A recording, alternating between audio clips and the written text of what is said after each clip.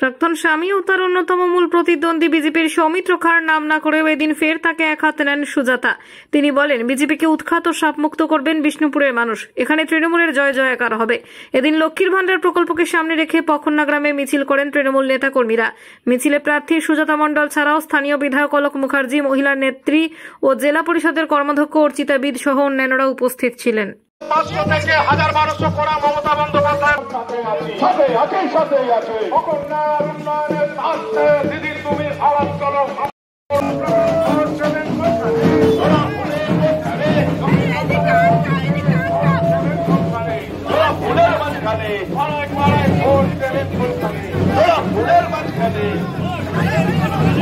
আপনারা জানেন আগামী 25শে মে যে লোকসভা নির্বাচন, সেই নির্বাচনে তৃণমূল কংগ্রেসের মনোনীত প্রার্থী সুজাতা মণ্ডল আজ আপনাদের পখন্নায় এসে উপস্থিত হয়েছেন। দাসপুর মোড় থেকে শুরু করে গোপালপুর অব্দি পখন্না অঞ্চল তৃণমূল কংগ্রেসের নেতৃত্বে আজকের এই মহামিছিলে আপনাদের প্রার্থী সুজাতা মণ্ডল আপনাদের মাঝে এসে উপস্থিত হয়েছেন।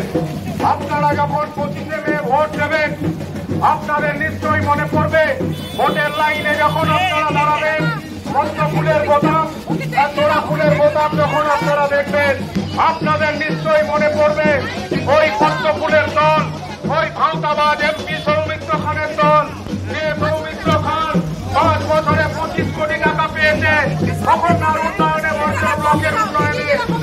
দেখুন, পাগল ছাগলের গোলাপের যদি আজকে শেষ দিনের প্রচার সময় নষ্ট করে উত্তর দিতে পারেন, কিছু বলার নেই। তবু বলছি, উনি ঠিকই বলেছেন, মানুষ জবাব দিয়ে দেবে, মানুষ জবাব দেবে।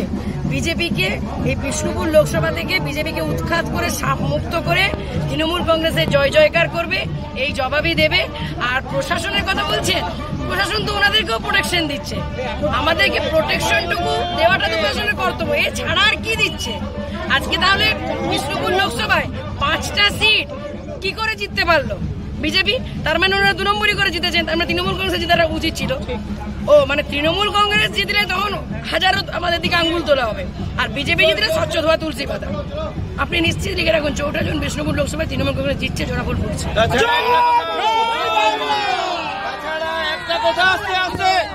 একটা কথা পরিষ্কার, মোদী বাবুর সরকার সেন্ট্রাল পুলিশ দিয়ে সারা ভারতবর্ষের জোর জবরদস্তি ভোট করেছেন। এর তীব্র প্রতিবাদ আমরা করছি এবং জনগণ এর প্রতিবাদ করবেই করবে। তৃণমূলে জিতবে সব জায়গায়। সেন্ট্রাল ইলেকশন কে ওরা পাঠিয়েছেন আপনারা সিআরপিএফ সিআইএসএফ কে, তাহলে আমরা প্রশাসন করে আমাদের কাজ করছে। আমাদের পুলিশ তো 400 মিটারের মধ্যে থাকবে না। প্রাচীন জনপদ পখন্না, আজকে আপনি এখান থেকে প্রচার করছেন। মেহেরগড় সভ্যতার আগেও এখানকার জনপদ, তো এই রাজনৈতিক সচেতন জনপদ থেকে আপনি কি বার্তা?